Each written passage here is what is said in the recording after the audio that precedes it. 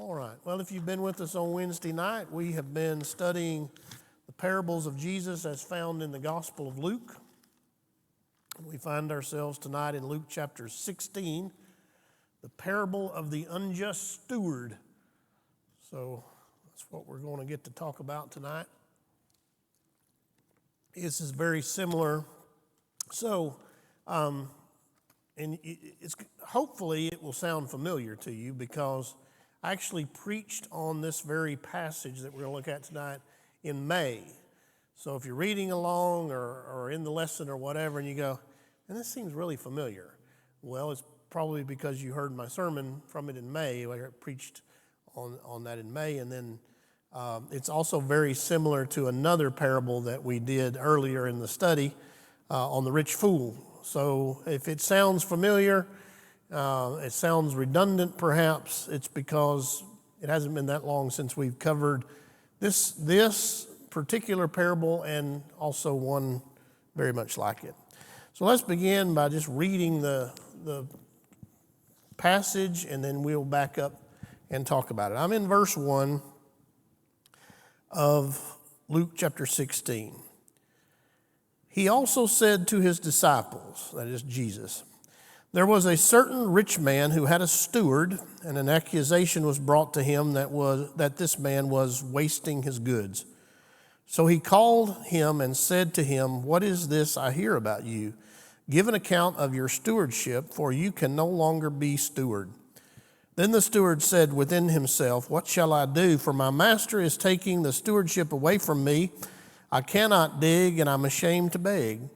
I have resolved what to do, that when I am put out of the stewardship, they may receive me into their houses." So he called every one of his master's debtors to him and said to the first, "How much do you owe my master?" And he said, 100 measures of oil. So he said to him, "Take your bill and sit down quickly and write 50. Then he said to another, "And how much do you owe?" So he said, 100 measures of wheat. And he said to him, "Take your bill and write 80. So the master commended the unjust steward because he had dealt shrewdly. For the sons of this world are more shrewd in their generation than the sons of light. And I say to you, make friends for yourselves by unrighteous mammon, that when you fail, they may receive you into an everlasting home. He who is faithful in what is least is faithful also in much, and he who is unjust in what is least is unjust also in much. Therefore, if you have not been faithful in the unrighteous mammon, who will commit to you to your trust the true riches? And if you have been faithful in what is another man's, who will give you what is your own? No servant can serve two masters, for either he will hate the one and love the other, or else he will be loyal to the one and despise the other. You cannot serve God and mammon. Okay, so let's back up and talk about this a little bit. Let's start this, because this always seems to help understand the meaning of the parable if we can know the context in which Jesus is telling it. So what is the context that Jesus is telling this parable? Well, I think we've switched. I think by 16 we've kind of switched scenes. I don't think this is probably still at the dinner. We're not told explicitly, but it seems like there's a whole shift in his focus at this point.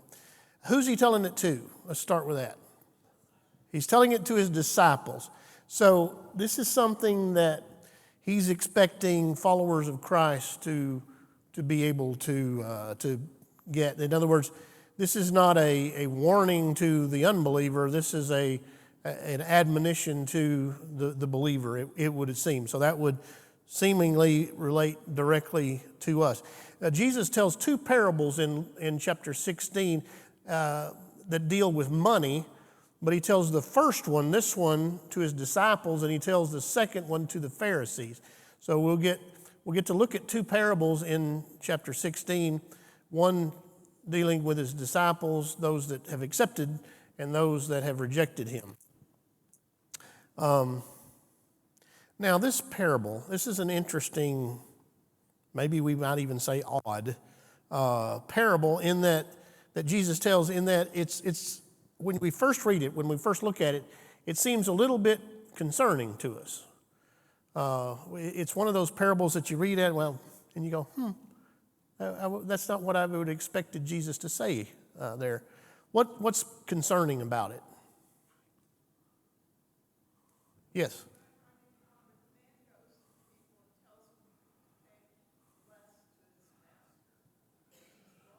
It's wrong, isn't it? Sure. So you have sort of the main character in the parable is not really the owner or the master, it's the steward, right? And the steward first gets in trouble with the master because he has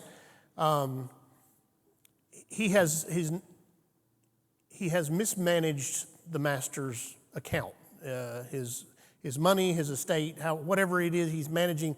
He has misused funds in some way or another, and he gets called to account for it. Well, his solution is this. He says, I'm going to get fired, and I'm too old to dig ditches, and I'm too ashamed to beg, and so what am I going to do? And he says, I know what I'll do. So he calls in people that owe the master money, and he says, how much do you owe? And one guy says, 100 measures of oil. He says, we'll write 80 down.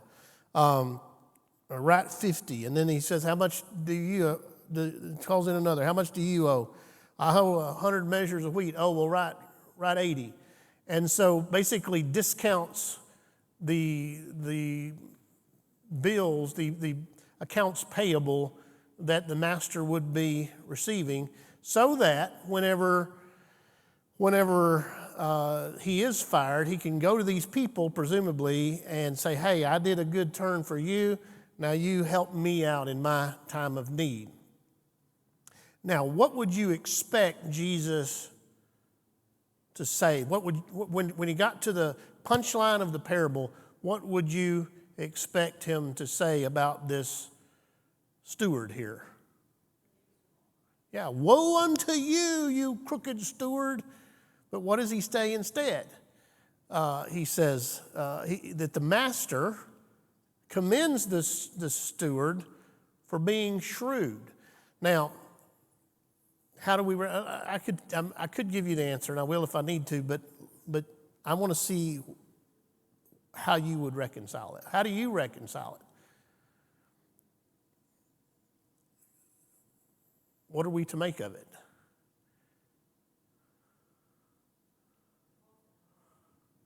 The what? They're both in the world, sure. So how can we reconcile Jesus telling a parable that commends someone who is unjust?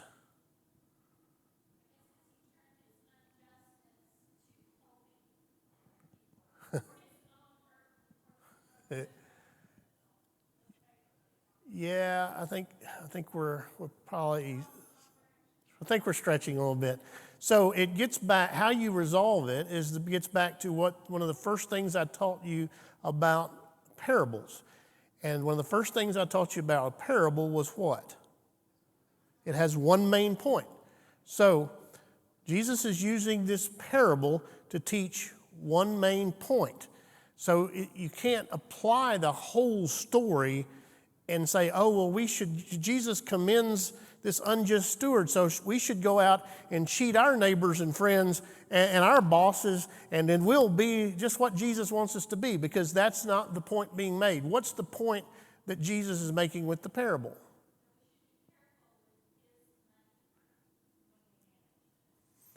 We should be, and what's the word that he uses? Shrewd. We should be shrewd. In other words, we should be wise. So what did the man do that was shrewd? He saw a coming judgment. He said, my master is calling me into account. So he saw a coming judgment, and he did something about it. So what's the point of it? If you want to be shrewd in dealing with the resources that God has given you, understand that there's a judgment coming from the master, and you should be wise enough to do something about it. Now, if you push it parable beyond that, you can get some really weird interpretations, but sticking to the one main point, you get at what Jesus is trying to say. He never commends the guy on being unjust or cheating his master or anything like that. The idea is shrewdness. And remember, a parable is a made-up story. So we're not talking about literal people. We're talking about a story made up to make a point.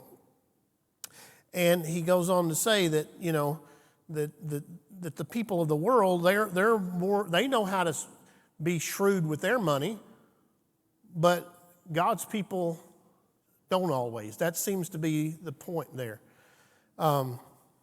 Yes, ma'am? Hang on. I got to get over here. What?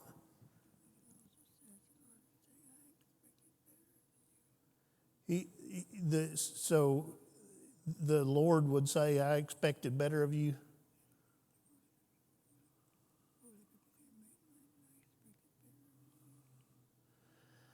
I think what you said is that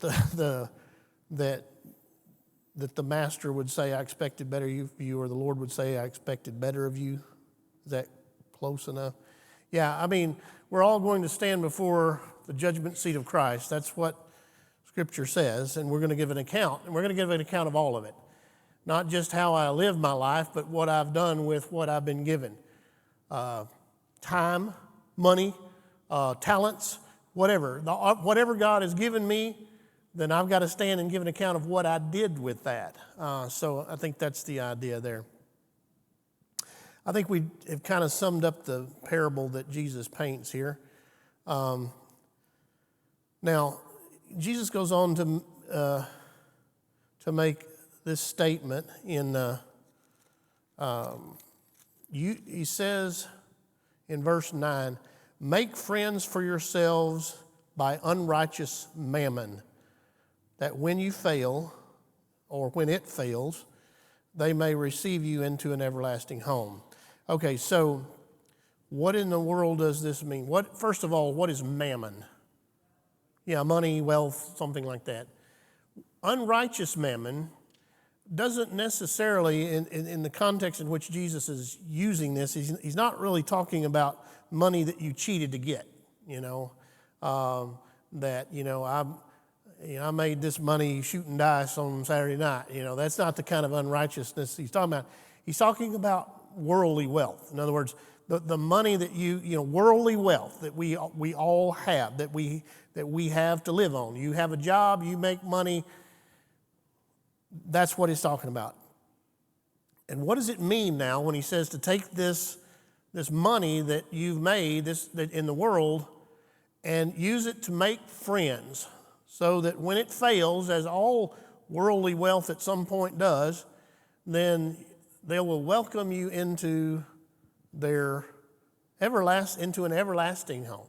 So what in the world does this mean?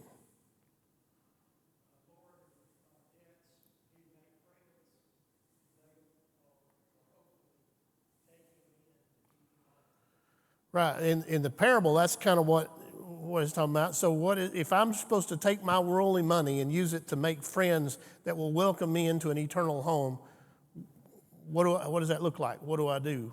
What does that mean? What? Fight hunger.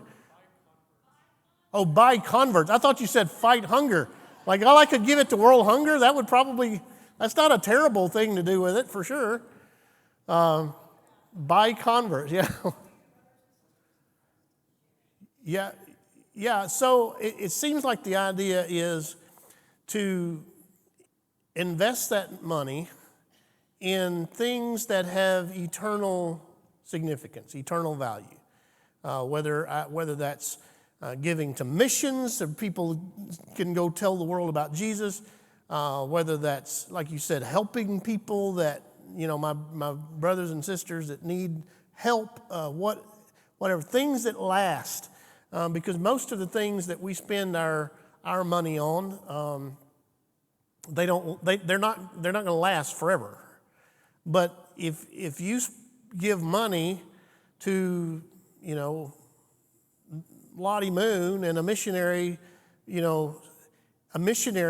who's salaried by the IMB goes out and leads somebody to Jesus, that lasts forever. I mean, you get to heaven and you meet this guy from some other part of the world and they say, I'm here today because of you. And you say, man, I never even met you. I don't know who you are. He said, I know, but when Lottie Moon time came, you put a $20 bill in an envelope, and because you did, a missionary was able to get to my village and tell me about Jesus. And that lasts forever.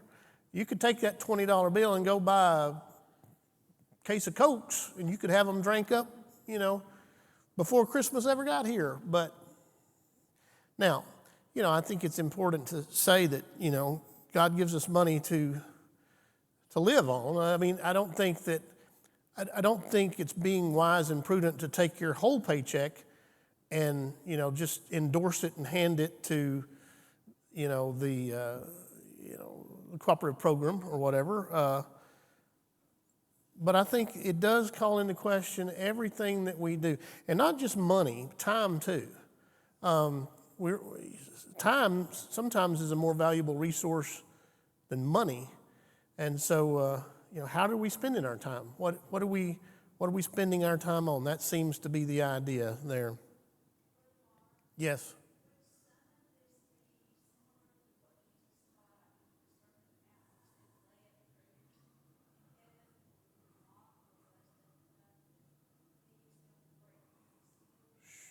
Sure. Yeah, it's the same idea. Like what is value to you, and because you're going to spend your money on the things that are important to you. That's just the way it works. You can see, and I've said this before. If you want to see where your priorities lie, look at your checkbook, which, young people don't have checkbooks now. I guess you can look at your banking app or whatever. I'm still old school enough that I still keep a check register, but I'm a dinosaur, I know. So your checking account and your calendar. Look at your calendar. Where did you spend your time? Where did you spend your money? Go back into January and look from January to July, 6 months. Where did you spend your time? Where did you spend your money? And you'll know pretty well what's important to you by how you spent your money. Now, there's two ideas that scholars have put forth as to this idea of who the friends are. Jesus says, make friends with your worldly money so that they can welcome you into heaven. So one idea is, we've already mentioned, is like the people that you would help, the people that you would reach, that kind of thing. The other friend that could be in view here is who? Well, if I give my money to the kingdom cause, who's the best friend I'm going to be making? Jesus, yeah. So, there's quite an idea there as well that maybe I'm making friends with God too by spending my money on His kingdom work. I don't know specifically which idea Jesus had in mind, except I think that both are true, because when you give your money to God's kingdom, then obviously you are you are doing something for your friend Jesus, but you're also making eternal friends by those that would benefit from that. All of these things are things that outlast your worldly money. Make investment. There's all kinds of investments that you can make in the world, but there is no investment that you can make in the world that will survive the world, because the world is passing away. That's what Scripture is very clear on that. This world is passing away. So any investment in the world that you would make will not survive the world. But the investments that Jesus is talking about making are investments that you make with worldly wealth that survive into eternity. So that's the idea there. And we've already kind of talked about this unexpected twist in Jesus' parable that the master commends the steward because of his shrewdness. The disciples, when they heard Jesus tell this parable, I'm sure they weren't expecting that little twist on the end there that the master commended the shrewdness of the steward. Questions on those verses? Yes, sir.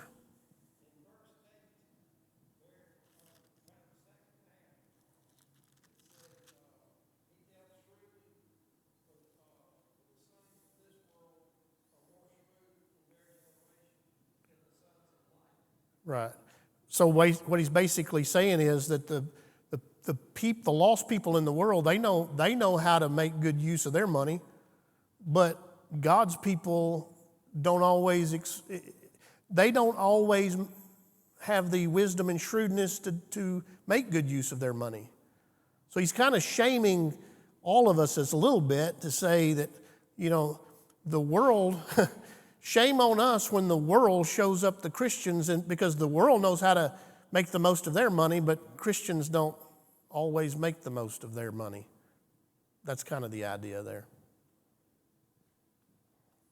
Now, obviously, this is a generalization. I mean, that's not saying that that applies to every Christian in every situation, but he's just saying, generally speaking, the people of this world, they know how to be shrewd and make the most out of their money, and that's kind of true.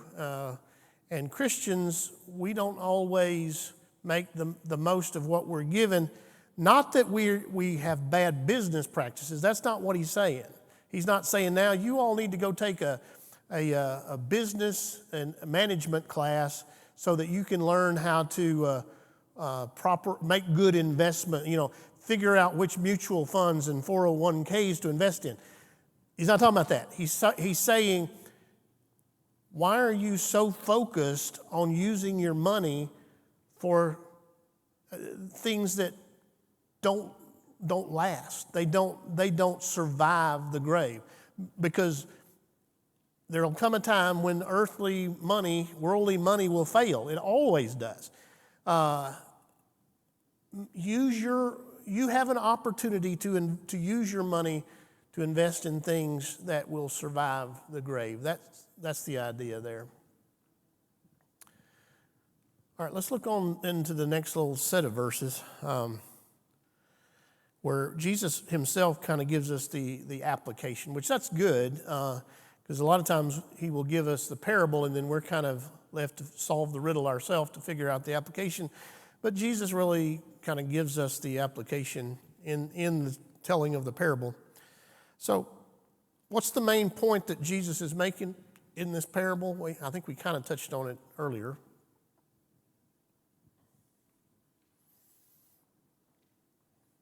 All the worldly wealth will one day end, and we, like the steward, must give an account before the master of what we did with what we're given. And like I said, that's not just money. That's what did you do with your time?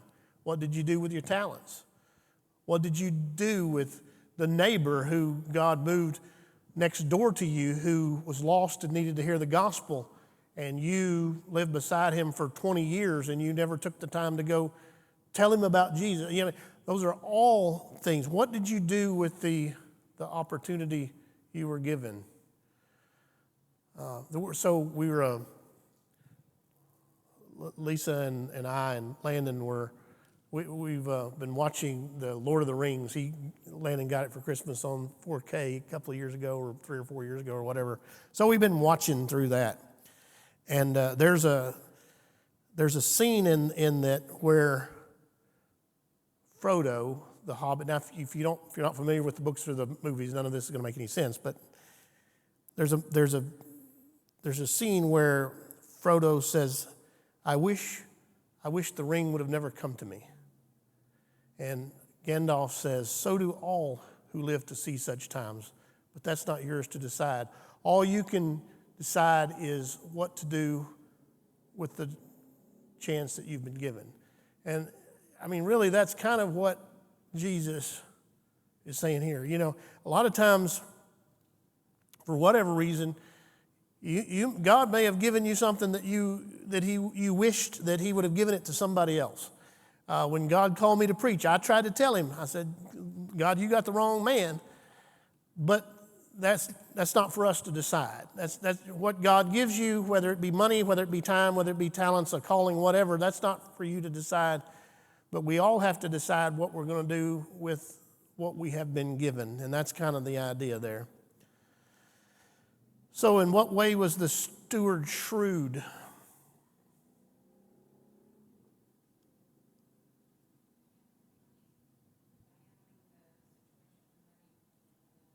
Right. He saw the coming judgment and he prepared for it. And that seems to be the point that Jesus is making, that we should see the coming judgment and we should make preparation for it. So he goes on to say here, verse 12, if you've not been faithful in what is another man's, who will give you what is your own? Now, what is he talking about here? If you've not been faithful in what belongs to someone else, so what would have belonged to someone else? If I go out and I do my 40 hours a week at my place of employ, don't use me because my place of employ is the church, but you go out and you do your work and you get a paycheck from it. Whose money is that? What did you say? There you go. So if I give God 10%, then the other 90% is mine, right? How much of it is God's money? All of it. So the idea here is if I've not been faithful with the money that God has given me, which is really not even mine, it's God's money, and if I've not been faithful to that, then how can I expect to get what is mine? And what is mine as a child of God? What's mine? Eternal life, heavenly blessings, heavenly riches, the things that survive. That's the idea there. And then Jesus goes on to say that no one can serve two masters. You can't serve God and money. What's this? Why not? Explain this idea. Why can't you serve God and money? Have you known people that tried? How'd that work? Usually not very good. Getting back to what Pat said earlier, where your treasure is, there will your heart be also, right? So here's my observation on it. The one who learns to love God will lose his love for money. And the one who learns to love money will lose his love for God. And that will hit about 100% of the time. If the more you love money, the less you will love God. And the more you come to love God, the less money will matter to you. Doesn't matter. Now that doesn't mean you may be filthy, stinking rich. That has nothing to do with it, because it's not about how much money you have. It's about where your heart is. It won't matter to you. When I was in seminary, I worked in a bank for a year, and all day long I would just sit and count money. You know, that was my job. I was a teller at a bank. I would count money. And at one time, you know, I was even the teller that was in charge of the whole vault. So the whole vault was assigned to me. I had to reconcile all of that. So I had, $600,000-$700,000, assigned to me at any one given time. And people, family, friends, whatever, they said, oh, it must be, what does it feel like to be around all that money all day? I said, well, it's kind of nasty, to be honest with you, because money is really dirty. Like when you handle money all day, I'd go home and my hands would just be black. Money is very dirty. I said, but beyond that, it's just a piece of paper. You get the beer, it's just a piece of paper. It doesn't mean anything. It's not my money. It's just, I'm working with a lot of it every day, but it's not my money. So what is it to me other than a piece of paper? Well, I think to really get where we need to be as people of God, it's got to be like that. Money has to just be a piece of paper because it doesn't belong to us. Now, I use that piece of paper to buy food, to pay the bills, to put my kid through college, to take my wife to Hawaii. All those things are good. There's nothing inherently wrong in any of those things. But when I lose sight of the fact that it's not my money, but it's God's money, that's when the love of money starts to get bigger than the love for God, and that's the danger there. Now, as I said, I preached on this a couple of months ago, and then we also had a parable in our Luke study that was similar, and the parable was what? Do you remember?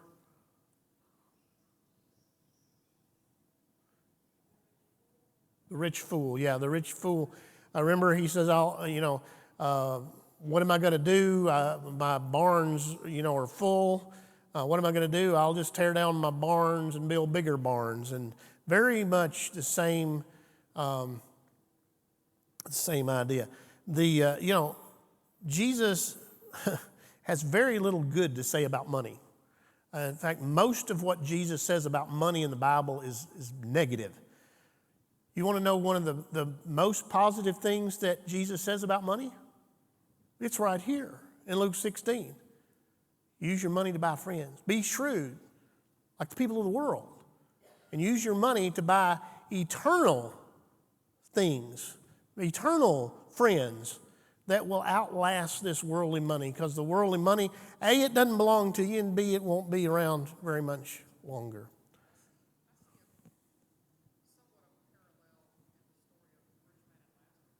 Right, and we get to that next time, but that's kind of from a different perspective and a more negative, a little more negative. This is kind of a positive spin on money, and then we get to the negative spin.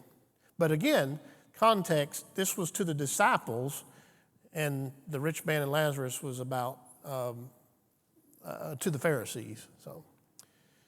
Questions or comments on these verses? I give you a couple of application questions tonight.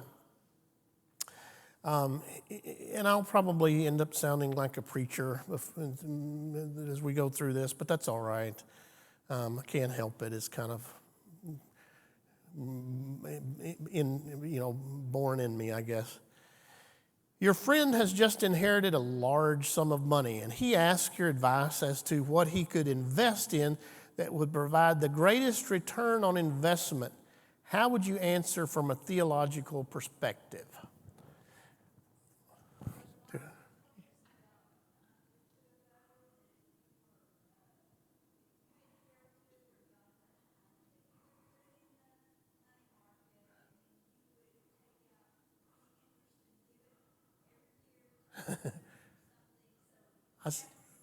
I said that, certainly would be an option for sure. Well, first of all, I put on here, a theological perspective because the guy may simply be asking for financial advice, He may simply mean by that, do you recommend a CD or a money market or a mutual fund? And if you say, oh, well, the greatest thing you can do is give this to, the Wycliffe Bible translators to spread the gospel around the world. The greatest thing you could do may be to give it to Wycliffe, but what is he going to think if you say that to him? Yeah, you're crazy, you're a jerk, you're a Bible-thumping, crazy man, Jesus freak, So you have to know, you have to be sensitive to the Holy Spirit and know the person and realize the relationship. What are they really asking you? Are they asking you for financial advice? Because that's one question. Are they asking you, hey, what can I really do? I've got all this money, but I want to do something that's going to last. It's going to make a difference, not just in the here and now, but in the forever. If that's the question they're asking, what would you say?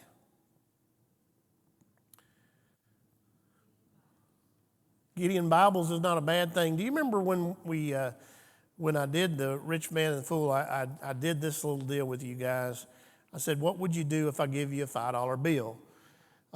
Somebody said, take my pastor to Brahms. I like that idea.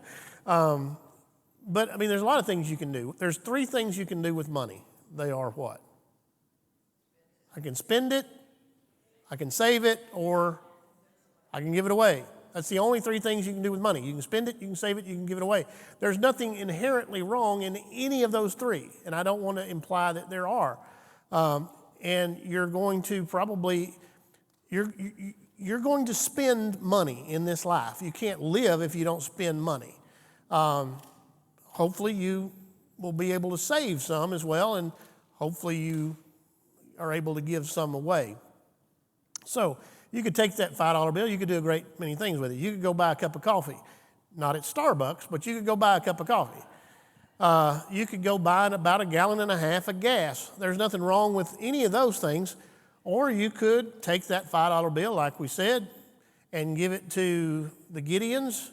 They can take that $5 bill and they can buy one of those Bibles that goes in a hotel. That's what it costs to produce one of those Bibles, is about $5. Out of that, they estimate statistically, I forgot how many, 14,000 people will have an opportunity to read that Bible in the lifespan that Bible is in the hotel. I think that's right. I could have it. I need Troy in here. He probably has that statistic down for me.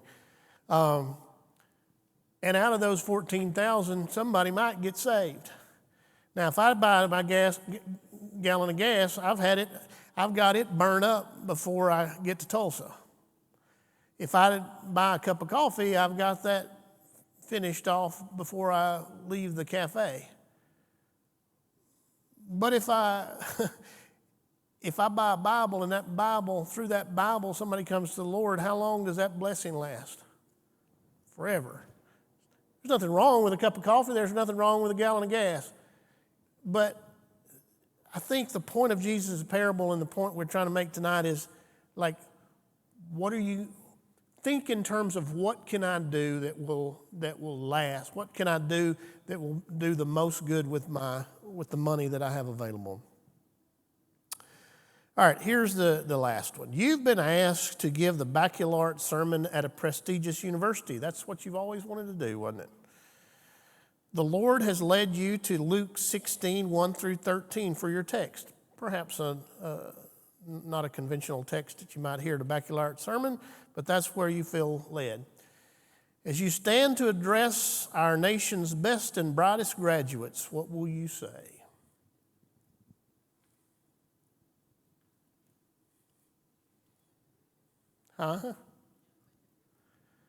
Anybody want to take a shot? I've never been asked to speak preach the baccalaureate sermon at a prestigious university. I've never been asked to preach the baccalaureate sermon at a community college. But if I ever were to, I think I would say something like this, and this is where I'm probably going to sound like a preacher. I would say, young people, the greatest resource that you have at this stage of your life is time. And some of you will use your time to make money, and you're going to make a lot of it. But like the man in the parable that I just read to you, learn all the earthly wealth will one day come to an end. So use your money to invest in the things that last forever. And I would say some of you young people would choose to use your time to make something other than money. I would say never be ashamed to live a modest lifestyle because you chose to invest your resource of time in something that will last forever. I watched a documentary on the football player Johnny Unitas, who played for the Colts back when they were, I guess, still in Baltimore. And the narrator of the documentary said, Johnny Unitas played football in a time where men played for something less than a living and something more than money. And I would say, young people, I would say to you that some of you will go out and you will do the Lord's work. And you will spend most of your life working for something less than a living and something more than money. But don't be ashamed of that. Never hang your head or worry that others may look down their nose at you, for you're working for something that will remain long after their earthly wealth is gone. But wherever this adventure called life may take you, always remember we'll all, like the steward in the parable, stand before the master and give an account of what we've been given. And I guess that's probably why I've never been asked to preach a baccalaureate sermon at a prestigious university, but that's probably what I would say, something like that. I'm sorry, what?